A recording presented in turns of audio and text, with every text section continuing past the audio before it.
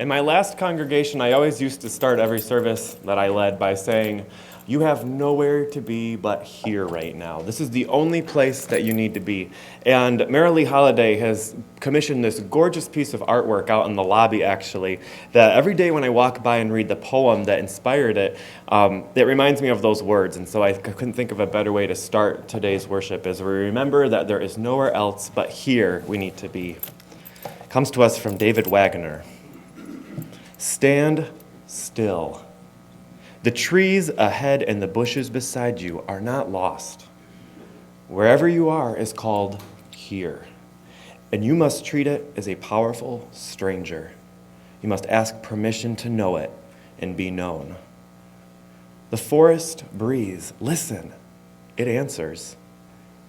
I have made this place around you. If you leave it, you may come back again saying, here. No two trees are the same to raven, and no two branches are the same to wren. If what a tree or bush does is lost on you, you are surely lost. Stand still. The forest knows where you are. You must let it find you. And will you join me as we sing in one voice and celebrate our presence here together in hymn number 285, We Worship Thee, God.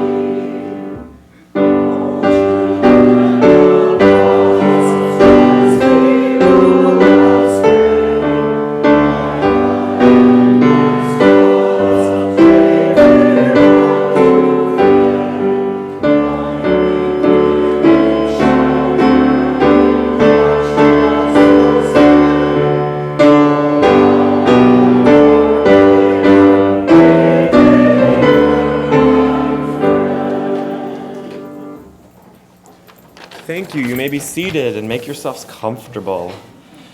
Well, good morning. My name is Christopher Rowe. I'm one of the clergy here, and if this is your first time, we welcome you, and if you're a lifer, we welcome you too. We have this thing worked out here, I guess, where the clergy get some Sundays off, and then we're here, and we get some more off, and so I've actually been away for 3 weeks, which is the most amount of time I've been away since I started, and I was ready to be here with you this morning. So thank you for having me. Thank you for having Mary Lou Smith. Thank you for joining us. She'll be giving our sermon.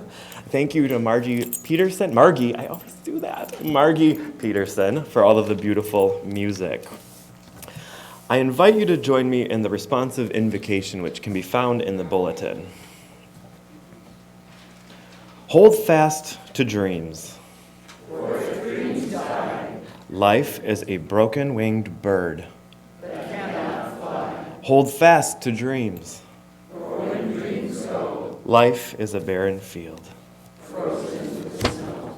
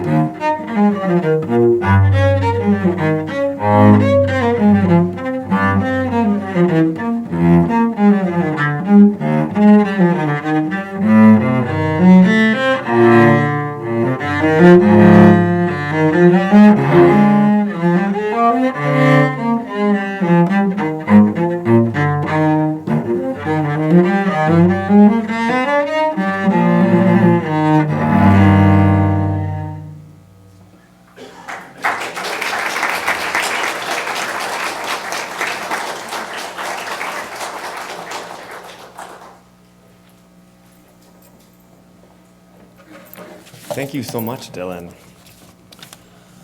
This morning's prayer and meditation are a little unconventional. We're going to have Christmas in July today. I don't know if you've paid attention to the global news or the national news or the news even impacting our congregation, but I think we all come this morning yearning for a little bit of peace.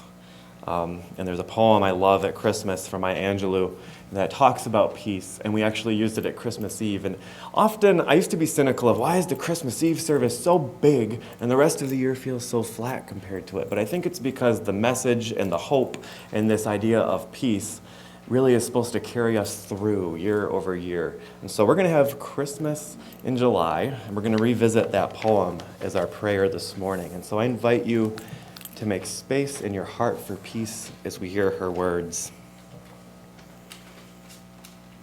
Thunder rumbles in the mountain passes, and lightning rattles the eaves of our houses. Floodwaters await us in our avenues. Snow falls upon snow, falls upon snow, falls to avalanche. Over unprotected villages, the sky slips low and gray and threatening. We question ourselves. What have we done to so affront nature? We worry, God. Are you there? Are you there really? Does the covenant you made with us still hold? Into this climate of fear and apprehension, Christmas enters. Streaming lights of joy and ringing bells of hope and singing carols of forgiveness high upon the bright air. The world is encouraged to come enough away from the rancor and come to the way of friendship. It's the glad season. Thunder ebbs to silence and lightning seeps quietly into the corner. Floodwaters recede into our memory. Snow becomes a yielding cushion that aids us as we make our way to the higher ground. Hope is born again in the faces of the children. It rides on the shoulders of our aged as they walk up into their sunsets. Hope spreads around the earth, brightening all things, even hate, which crouches breeding in the dark quarters. In our joy, we think that we hear a whisper, and at first it's so soft, if only half heard. We listen carefully as it gathers strength. We hear a sweetness, and the word is peace. It is loud now. It is louder, louder than the explosion of bombs. We tremble at its sound. We are thrilled by its presence. It is what we have hungered for, not just the absence of war, but true peace, a harmony of the spirit, the comfort of courtesies, security of our beloved and their beloveds. We clap hands and welcome the peace. We beckon this good season to wait with us. We, Baptist and Buddhist, Methodist and Muslim, come to say peace. We come and fill us and our world with your majesty, peace. We, the Jew and the Jainist, the Catholic and the Confucian, we implore you to stay with us, peace, so we may learn your shimmering light and how to look beyond complexion and see community. It is Christmas time. It's a halting of hate time. And on this platform of peace, we create a language to translate ourselves and to each other. At this holy instant, we celebrate the birth of peace into the great religions of the world. We jubilate the precious advent of trust. We shout with the glorious tongues of the coming of hope. All the earth's tribes loosen their voices to celebrate this promise of peace. We, angels and mortals, believers and non-believers, look heavenward to speak this word aloud. Peace. We look at our world and speak it aloud. Peace. We look at each other and ourselves and speak it aloud. And we say without shyness or apology or hesitation, peace, my brother. Peace, my sister. Peace, my soul.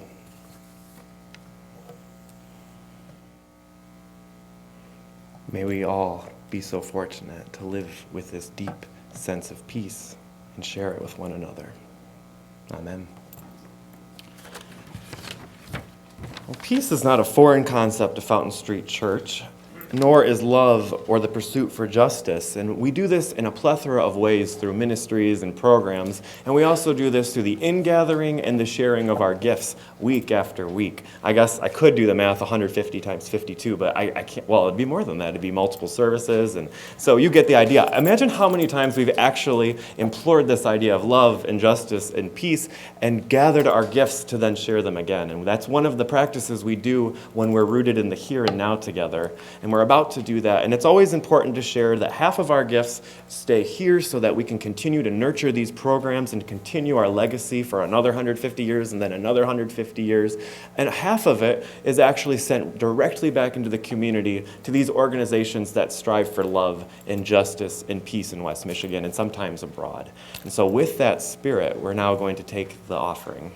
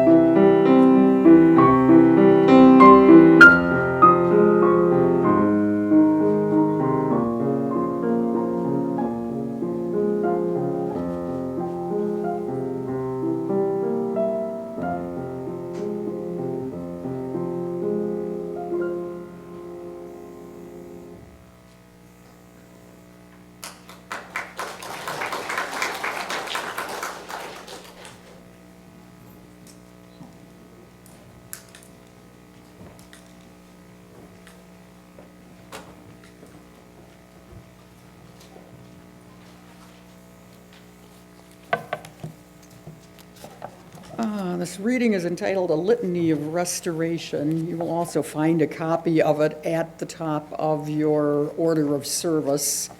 The author is Marjorie Bowens Wheatley, and the more I read it, the more it felt like, oh, stop watching CNN and MSNBC for a while. This work of hers makes better points. If recognizing the interdependence of all life, we strive to build community, the strength we gather will be our salvation. If you are black and I am white, it will not matter. If you are female and I am male, it will not matter. If you are older and I am younger, it will not matter. If you are progressive and I am conservative, it will not matter. If you are straight and I am gay, it will not matter. If you are Christian and I am Jewish, it will not matter. If we join spirits as brothers and sisters, the pain of our aloneness will be lessened, and that does matter. In this spirit, we build a community and move toward restoration.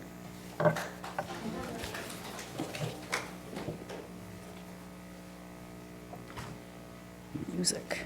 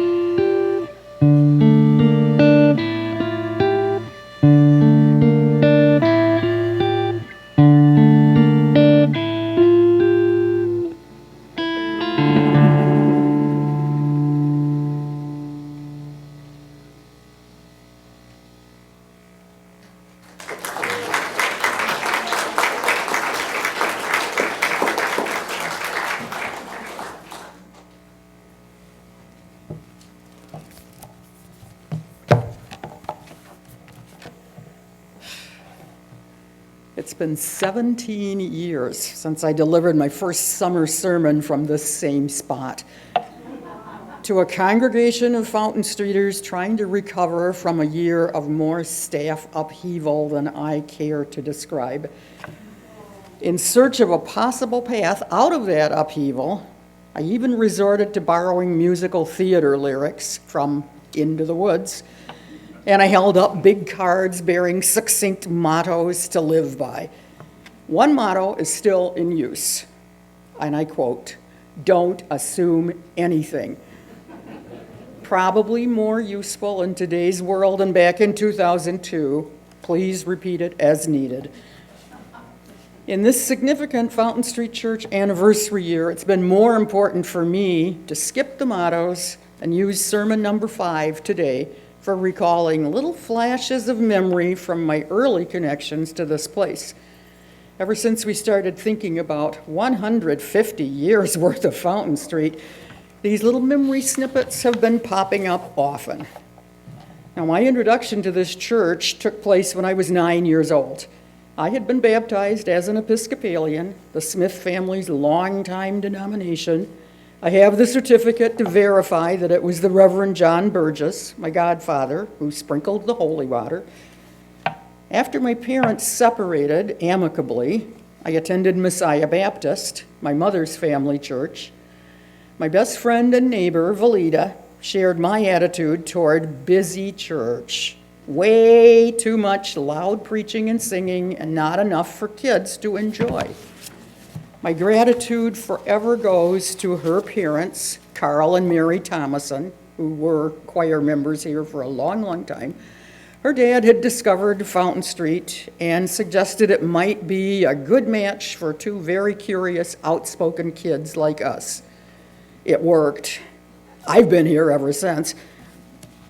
It was relief to switch from Sunday school with felt boards and Bible-themed cutouts to character school, where we had time to talk with each other, guided by teachers who had been trained in the Character Research Project, an approach to religious education shaped by Professor Ernest Ligon from Union College in Schenectady. We kids weren't just led by teachers once a week, since the program required intense parent involvement, also known as adult homework, with notebooks full of plans for parents to cover with their character schoolers before the next Sunday. It sounds awfully busy, but I believe that that curriculum improved our vocabularies and helped us begin to examine our own strengths and weaknesses. And I cannot forget that in my class, we were privileged to explore those ideas with a wonderful teacher, Gertrude Littlefear. Moving on, I may have to disappoint anyone who asks questions about a basically white church accepting black families into its world back then. My early Fountain Street time was more filled with a sense of wonder about this place and less concern over racial percentages. Strangely, and luckily, and I hope this doesn't sound too hard to believe, but my school years and Valida's here in Grand Rapids were spent in evenly integrated public schools, from kindergarten through high school. Diversity was ever present and rather generally accepted. At South High School, our student body's origins were so varied that my class list sounded like the cast names in an old black and white World War II movie. Kurdelsky, Kelly, Krikwa, Palazzolo, Brenner, Bultice, McGee, Bullis. Just two of us named Smith. And there were always boys who had been named Roosevelt or Washington or Caesar by black parents who had survived the Depression and held on to a sense of history for their sons.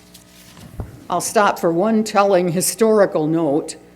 By the end of the 1950s, the population of my early schools had tipped to nearly all black student bodies after increased migration from Deep South families to Michigan. That marked a real turning point in Grand Rapids history. If you'd like to know more about that time, I strongly recommend the book, A City Within a City, Schuler's has it, for insight into local racial history issues. But now, back to my Fountain Street Church memory snippets, since you may well be wondering, what's with this Four Corners title? Stay seated while you put yourself at the corner of Fountain and Bostwick in the very early 50s, even if you're not even that old. Some of us here today can still flash back to what we saw there every week. Our magnificent building commanded the number 1 corner. Corner 2 gave a clear view of 143 Bostwick, the home of Grand Rapids Junior College's main building, long before there was impressive sculpture or spacious lawns. Now, look at the GRCC parking ramp to find corner number 3, which featured a big tree-lined street with a couple of driveways into random spaces where a few Fountain Streeters used to park their cars on Sunday.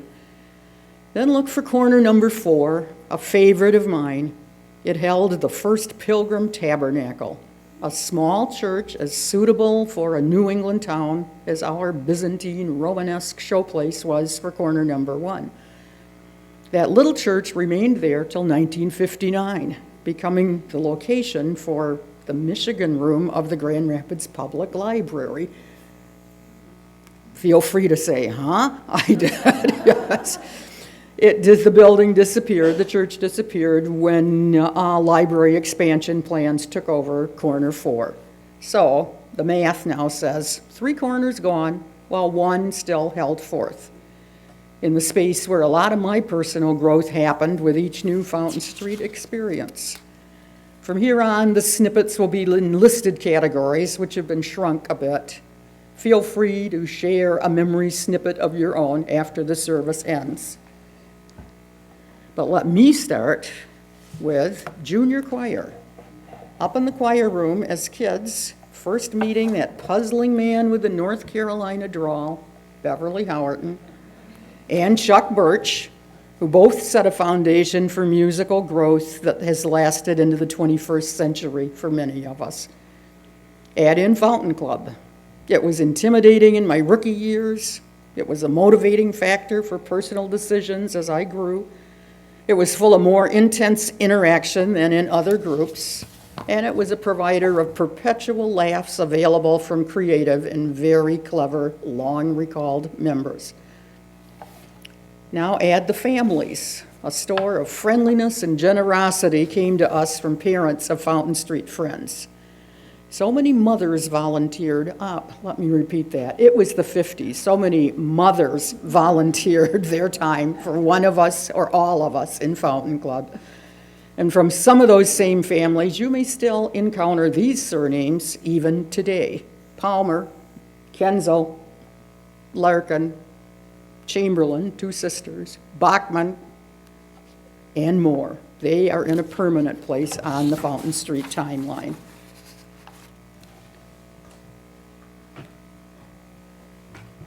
Adjusting the set here.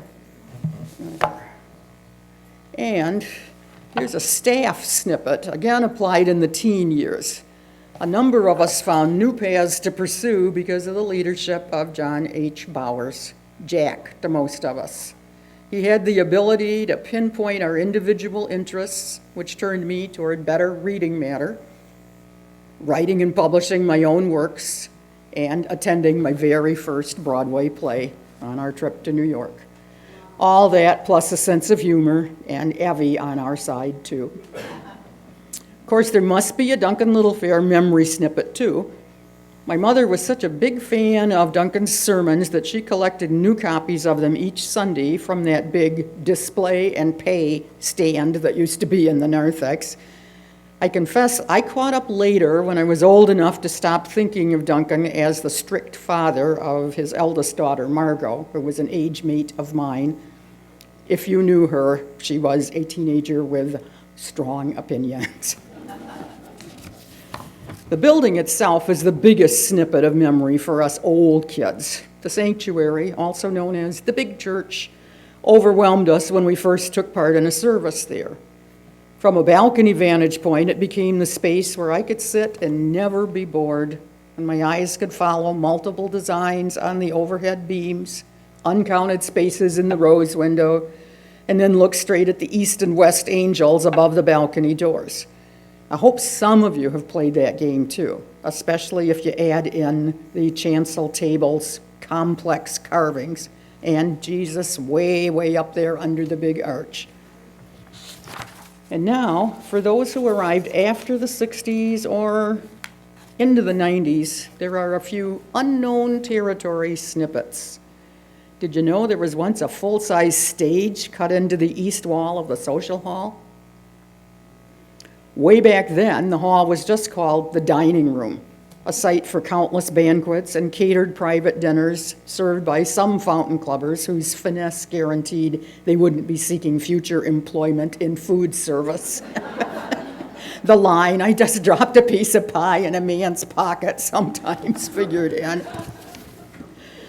There were gone but not forgotten rooms on the main floor. The small dining room with bright mid-century modern chairs at its tables. A look at the big architectural maps in the archives can pinpoint the exact location of that room, which delighted me, but I can't really remember exactly where it was. It was neat. Adjacent to it, in the space now partially filled by the Keeler Lounge, was a teenager's comfiest refuge, the lounge. Cozy furniture, you could have dibs on a swivel rocker, plenty of big bookcases, wall-to-wall carpet. It felt great to sprawl all over that space for big or small Fountain Club meetings, interspersed with wisecracks and with earnest efforts to make meaningful decisions. And I think we did. And now, the final snippet, you're here in it today. When it was very new, this chapel felt like a space just for us kids. Junior choir robed and singing up front. Sunday night vespers for Fountain Club with songs we adopted as ours only. I still know some of them. A genuine glass skylight arched above us, and the green of countless large plants in the 2 brick structures that had been made just for them. On the front wall, there hung a simple wooden cross. On the chancel table, there was a framed circular glass work about this size, displaying our adopted symbol, the yin-yang. After a mysterious disappearance, it was returned here, and it is now safely in the archives. Some of the old kids can tell you about using the chapel as play space whenever they dared to. Ask them, but for me, it's been a special space evoking weddings, piano accompanying, family memorial services, and memories of educator Dorothy Evenson, for whom the chapel was named back in the 70s. In closing, I must summon up one more recollection of those mottos from 2002.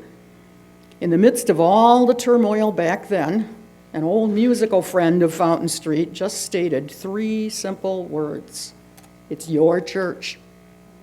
From 150 years back, I hope that more than a few Fountain Streeters have uttered those words as needed, because it's your church. It's my church. It's our church. And in the face of massive challenges, plus a historic anniversary to celebrate, I firmly believe it's worth our support, our presence, and our best efforts. Happy anniversary.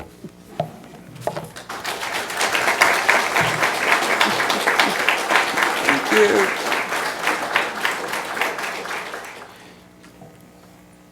Well, thank you so much, Mary Lou, for that.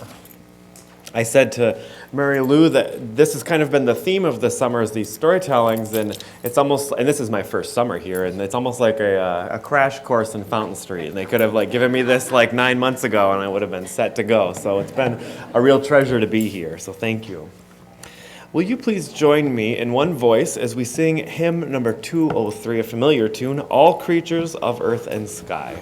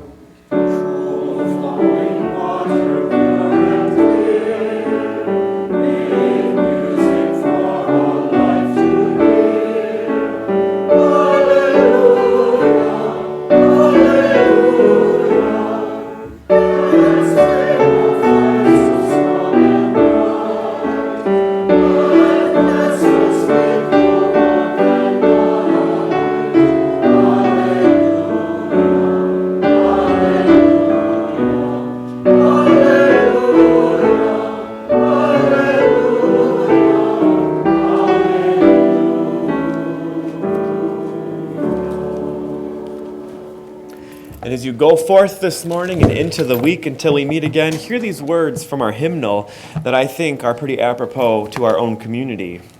Be ours a religion which, like sunshine, goes everywhere. Its temples, all space. Its shrine, the good heart. Its creed, all truth. Its ritual, works of love. Its profession of faith, divine living. Go in peace.